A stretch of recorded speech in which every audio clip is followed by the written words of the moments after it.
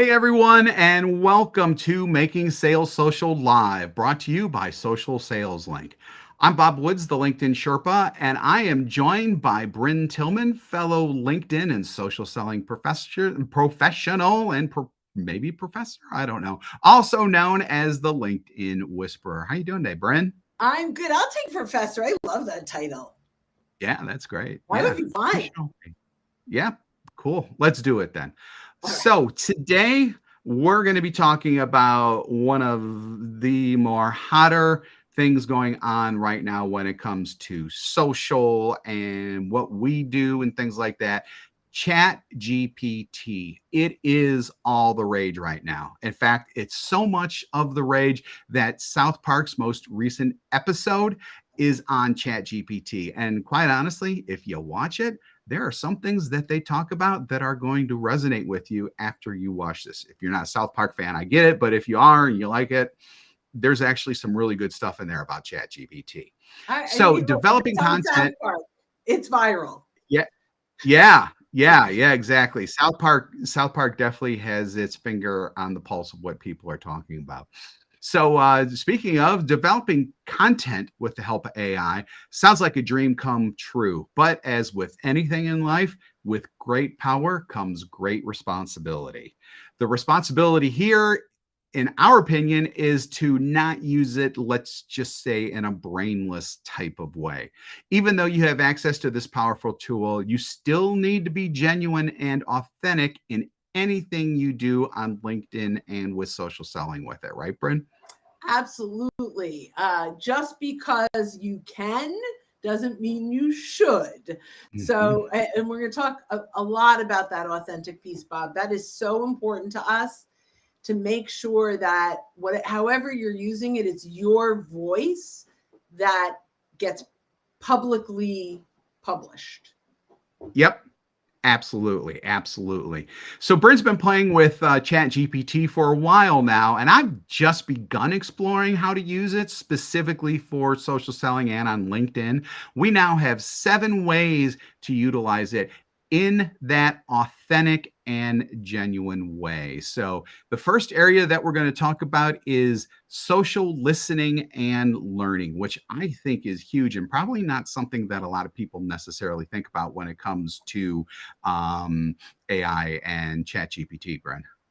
So I'm going to give a few examples, kind of rapid fire. We could go deeper at another time, but we have a lot to go through. But here are a few examples.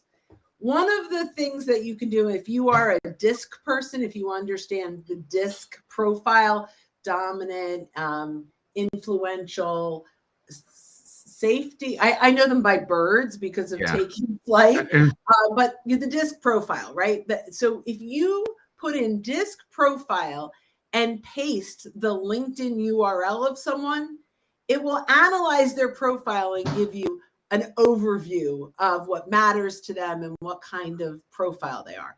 Absolutely phenomenal. Number 2, to use this from a social listening perspective, if you want to identify, and I thought that Stan Robinson and I were playing with this earlier, if you want to identify what roles purchase CRM software,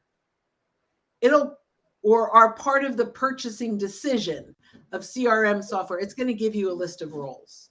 Like, that's amazing, right? It's amazing. The next thing is, and now I'm trying to remember, I think I still have it up on my screen. The next thing that we asked it were regulatory risks for employees. In this case, we said using ChatGPT, but it could be anything, right? And we had risks and answers. And it gave us, here's the risk, here's how to overcome it. Here's the risk, how to overcome it. Oh my God. Then last I'm going to say, and this is more sales, and I could go on because I'm obsessed. This is my new hobby. The last one, oh wait, now I don't remember what my last one was going to be. This is a little more in-depth, and I'm not going to go through the step-by-step, but I am going to tomorrow during our members-only coaching. you can create a list of, let's say, 25 sales leadership quotes, and it'll have Jeffrey Gitomer, Mark Hunter, all like famous people, Brian Tracy, Tony Robbins, right? So you get 25 quotes, you copy them, you paste them into a CSV file, upload it to Canva, and it will automatically create 25 branded quotes for you. So just amazing. Yeah, so that's not actually listening. I went a little crazy. That's fine, because you can go crazy with this. That was the other one Stan and I did. We put in 10 common objections buyers have when buying CRM software. And it gave us the objections and the answers. That preparing, it's unbelievable. Really crazy. Okay, what's number 2?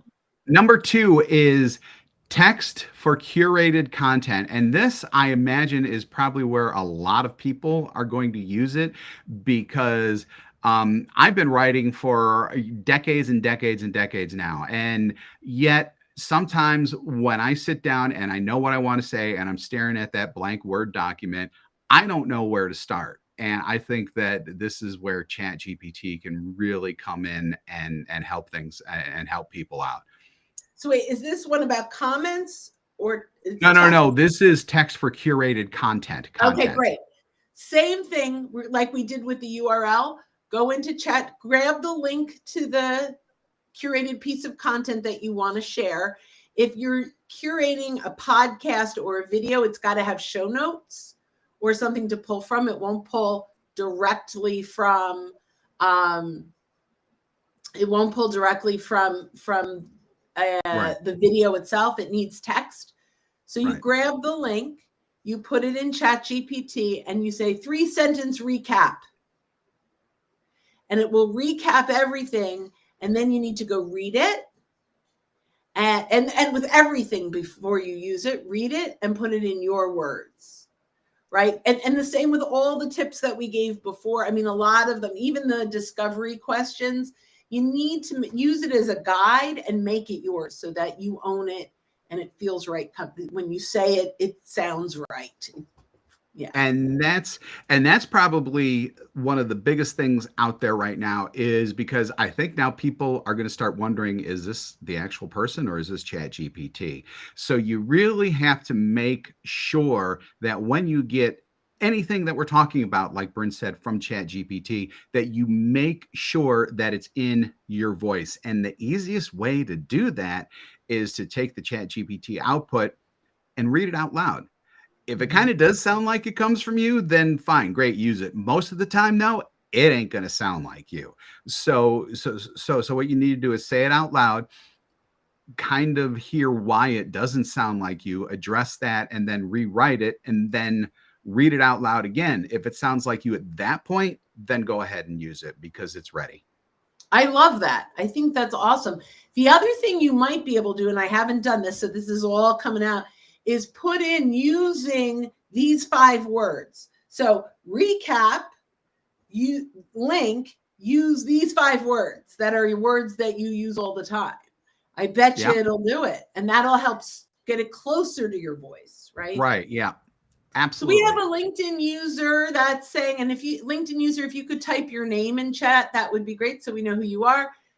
Try ChatGPT is not connected to the internet. Oh, it is. So you might be having some kind of error.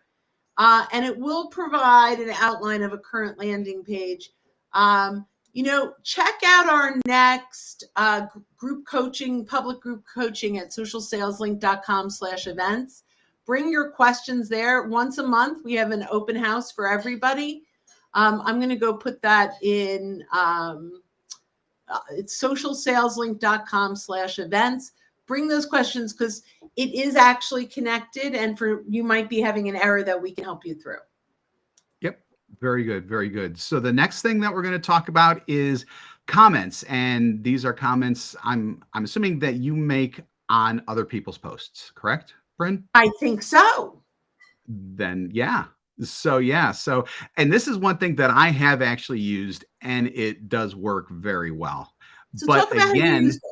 Yeah. Yeah. So I don't remember what it was for, but I basically typed in, write out or create a comment reply to the following, and then I actually just copied the entire text of the comment, put it into ChatGPT, and let it do its thing, and it came out with a pretty good reply. But again, it did not sound like me, so I had to make sure that I rewrote it to sound like me. But the points that pulled out and everything were actually really, really good. So it's not necessarily ready for prime time once it immediately gets spit out of ChatGPT, but man, it's a fantastic start for you to It's a really hone great it and trailer. really yeah, definitely. So I love that. If I could add to that, because I think that's Yeah. brilliant. So recapping, grabbing the text from the post itself, pasting it into GPT, you can say recap in 2 sentences. Mm-hmm. Because what happened, it might be a huge recap, but if you do recap in 1 sentence or top priority from this post, so they're play with it. They don't all work perfectly, but that what you're doing is right on there. So I absolutely love that. Very nice, very nice. This is being recorded. We have someone asking. It is recorded, and you could come back to this link and watch it later. Just bookmark the link. Yep. And sadly, it doesn't provide results since 2021. That may be the problem. ChatGPT was only trained on data through 2021. That is a good point, Stan. Yeah, that's a really good point. Yeah, I am going to I shouldn't make an assumption. When you assume, you make out of you and me. Yeah. So I don't want to completely assume, but I would think at this point, they're working on 22 and 23 and keeping it updated. But right now it is old data. Right. Yeah. So that's probably the other thing that you need to keep in mind just when it comes to using ChatGPT in general. Actually, 2 things. One, the possibility of plagiarism unintentionally is there. It may pull something that somebody else used, and so you got to kind of watch out for that. And then the other thing again is the old data part. You're not going to be getting the absolute most recent data. So even though it may bring up something and you may be able to see if there's updated, but keep that in mind. Yeah, use Google. Check it out, fact check it. Yep. Yeah, I love that idea. Yep. Yay. What's our next one, Bob? Number 4 is polls, as in LinkedIn polls. So I've actually done this. I've actually asked ChatGPT. It's a question with 4 answers under, is it 40 characters? Now I can't even remember how many characters it is in an answer. Answers are 30. 30. So I did, I said something, I don't remember exactly. So I'm going to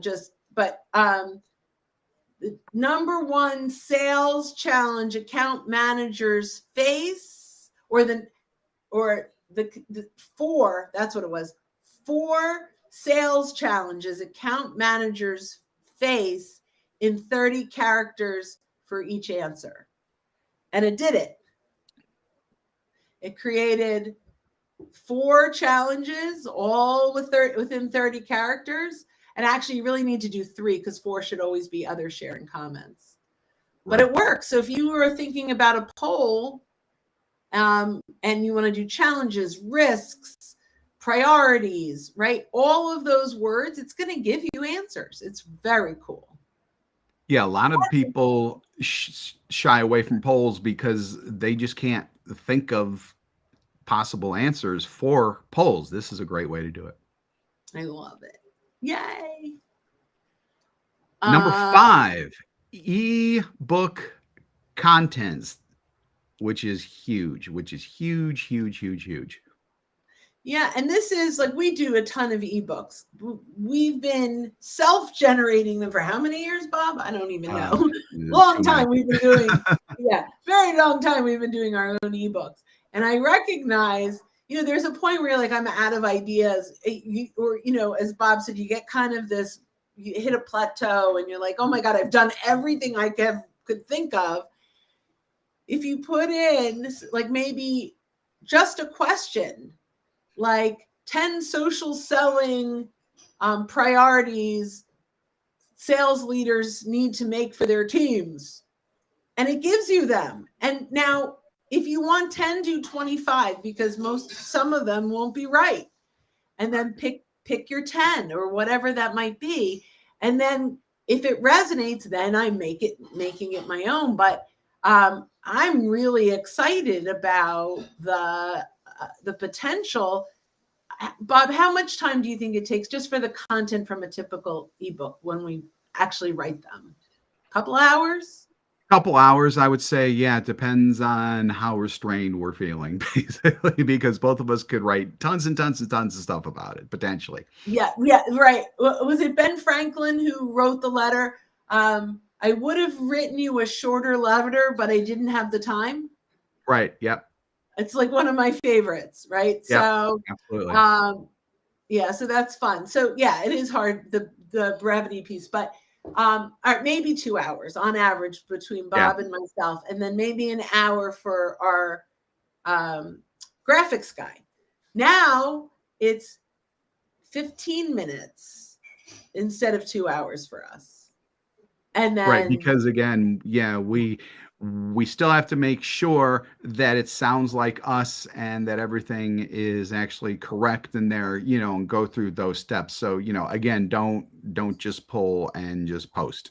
No matter what it is you're doing, don't just pull and post. Read it. Love it. Okay, where are we? We're on number 6, articles, which actually is kind of similar to ebook content, except you're only talking about one particular thing that you need to write about in what, 200 to 500 words, whatever the new magic number for articles is nowadays. And you tell it how many words you want. Yes, I know. It's so cool. Right? So so Bob, what's a topic you might write on? As 5 reasons or 5 ways that salespeople are using LinkedIn incorrectly. Okay. So you put that in 5 ways sales professionals are using LinkedIn incorrectly, 500 words. Yep. And it will literally give you as close to 500 words as you can imagine. Yep. That's all you have to do. I mean, it's crazy. Read it, personalize it.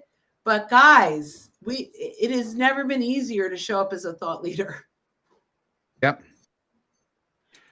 Jay's here. Hi, Jay. Hey, Jay. Better late than never. We're happy you're here. Yeah.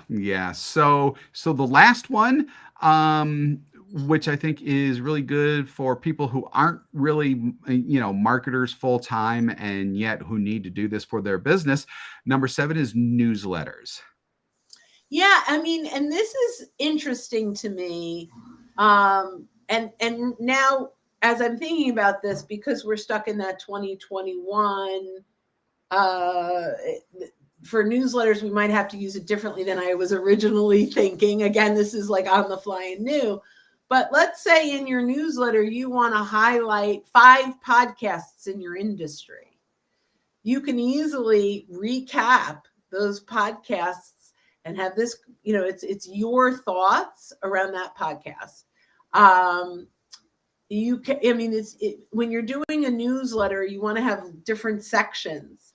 So maybe you have an influencer of the week and you grab their LinkedIn URL and recap who they are. There's just so many different ways you can talk about. So I wanted to do this for trending topics, but if it's 2021, it's not trending topics. Oh, here's what you do. Go to Google, find the trending topics that you want to add to your newsletter, and then use ChatGPT for your write-up of each of those. Yep. That's how to do absolutely. it. Absolutely. Have you used the word prompt engineering as the craft of asking AI for information? I have not. I will give that a try. I will tell you the most interesting thing I'm seeing outside of social selling is programming. Like programmers that are stuck or having an error, they stick it in their JavaScript or their Python code into ChatGPT and it fixes it. It's insane. Yeah. It's insane. So, Jay, prompt engineering is a concept in AI, particularly natural language, NLP, which actually one of my older sons went to school for. In prompt engineering, the description of the task is embedded in the input as a question instead of being implicitly given. Oh, I like that. I would never have thought of prompt engineering, but that's great. Yeah, that's crazy. Copied that from Wikipedia. Okay, well, that's good. I gave money to Wikipedia. They've been asking for so long. I'm like, you know what? I use you. I gave them $25. Anyway, moving on. So moving on. Yeah. So, so this, in summary, everybody is still just scratching the surface, I think, when it comes to ChatGPT, where we're going to figure out a whole heck of a lot more uses for it. I would just personally say, as long as you are still, you're being genuine, you're being transparent, and you're putting things in your voice and making sure that the data is not old if there's data in it, and making sure that you're not unintentionally plagiarizing someone, it could be a fantastic tool to really help you trim so much time out of some of these social selling tasks that you need to do, and so that you could actually imagine this, do more selling. So I'm going to invite everyone, go to socialselling.com/events, scroll to the bottom, and you'll see our next open house coaching. And come on in and ask your ChatGPT questions because we're excited to answer them. Yep. Socialsaleslink.com/events is where you want to go.